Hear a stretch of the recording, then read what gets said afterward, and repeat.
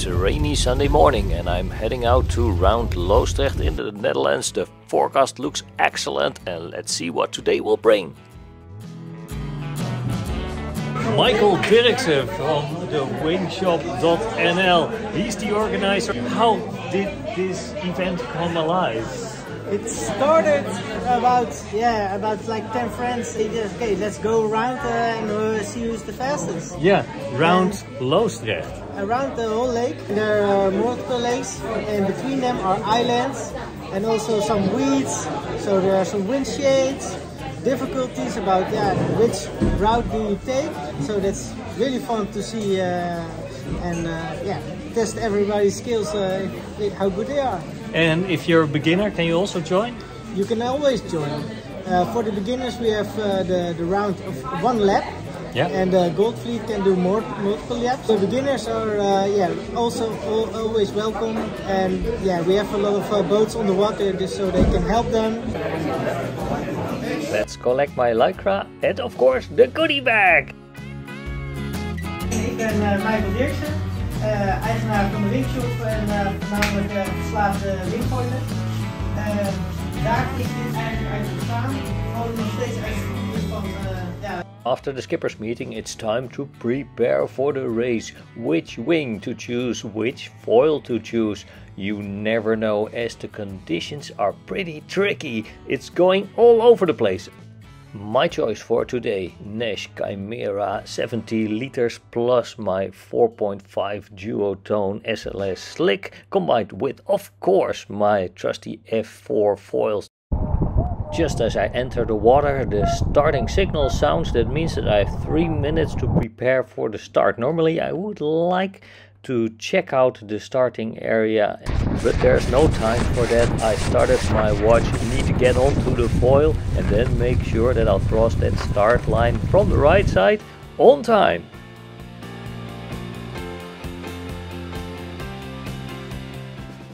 Three minutes are over before you know it, so I check the distance to the starting boat and my watch to see if I can still make it.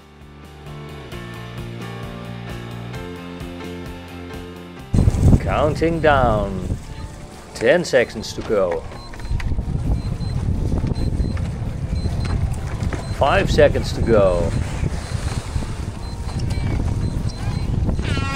We have a go! I chose to start at the boat end as I'm not that fast. I want some free air. My start was pretty good considering I was one of the last to be on the water. But shortly thereafter I lost control and crashed. Don't ask me why at the moment, but later I found out. If something like that happens to you in a race, just stay calm, climb back on your board, make sure you get your focus back and do what you need to do. Go to the first mark. When I was preparing my gear, the wind was absolutely a lot stronger than it is right now, and the forecast also said it would be gusting up to 27, maybe even 28 knots. But at this point I find myself severely underpowered, but that's what it is. Let's race. And oh yeah, the cause of the crash, just look at the foil, there are some leaves and weed on it. And I also had a few encounters with some reed on my foil. But that's not gonna stop me. Let's head for that first mark. As you can see, we have to pass in between a few aisles, and these aisles are full of trees. So guess what we have here? Wind holes! And that with a 4.5 meter wing, it means pump, pump, come on!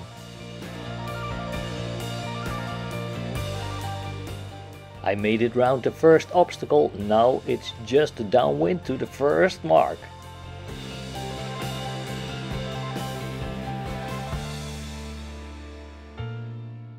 Of course you cannot go completely downwind, so it will be zigzagging to the first mark to maintain your speed and stay on the foil. After passing the first mark, we'll be heading upwind to the second mark, but there we have to pass in between a few aisles with some wind shades as well, so choose your path carefully. And while avoiding the wind holes, you also need to take care of the reed borders. As you can see, they might be hard to spot, but you'll notice immediately when you encounter one.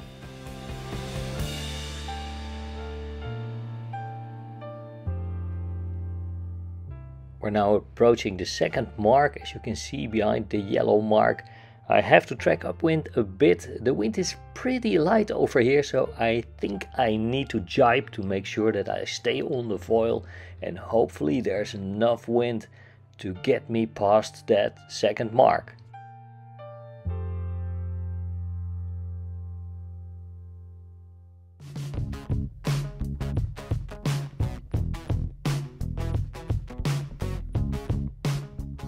It looks like I'm just gonna make it round the second mark. That means heading for the third.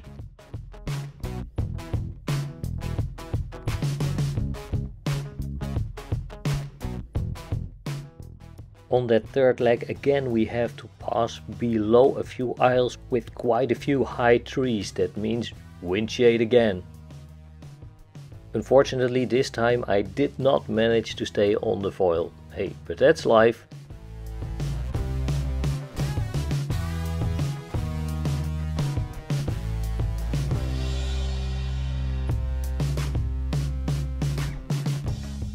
Once past that wind hole, it's tracking upwind again in between a few aisles to the third mark. But the closer you get to the third mark, the gustier and the weaker the wind will become, as it's close to shore in offshore conditions.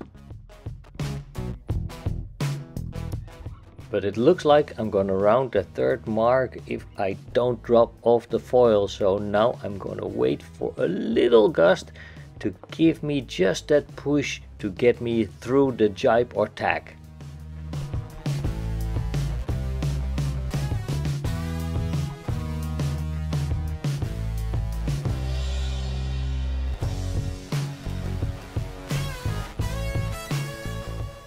The fourth and final leg will be more or less across the wind, with only the last part a bit downwind. Halfway we'll encounter another aisle with quite a bit of trees on them, so another wind shade.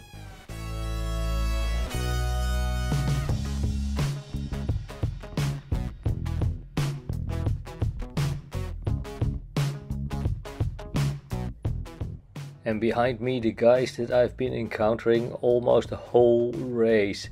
Everywhere I go I see them, so whatever your level, you will be in a certain pack fighting your own battles.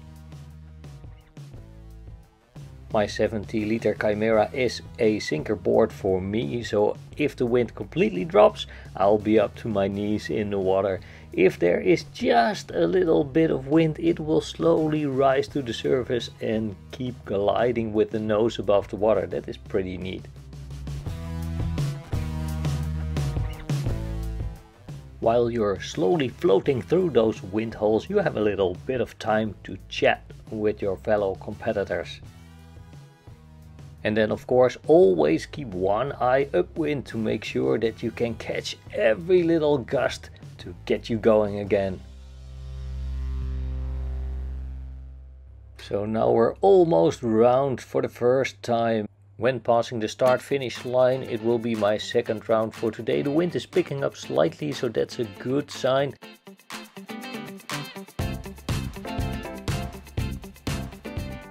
That first round took me approximately 1 hour. As the wind will increase, I hope I will be faster on the second and third, maybe fourth run, I don't know yet.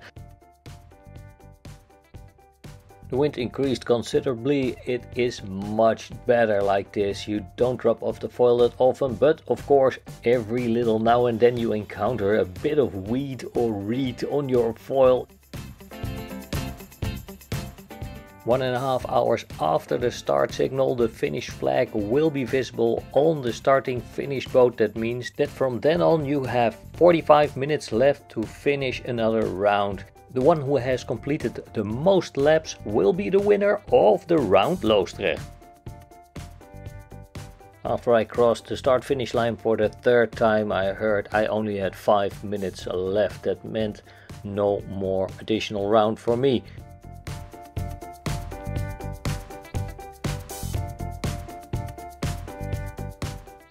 There's quite a nice vibe around the whole event and everybody tends to help each other. When I got back to shore, somebody lended a helping hand, which is very nice. Thank you very much. Safety was pretty well organized as well with all the boats. There were boats everywhere. And you also had trackers. Did it work? There are trackers. It was a tryout. Everything is recorded. And now we need to figure out if everybody is qualified. I encountered everything from low wind, high wind, wind holes, absolutely, and leaves in the water. Yeah, there was a lot of storm yesterday. Water lilies. Yeah. they come loose. So yeah, you have a little bit of Tombola and Mario Kart bananas on the way. Yeah, you must be prepared to crash if you want to join in a race like this, but absolutely this is one that you need to put on the calendar.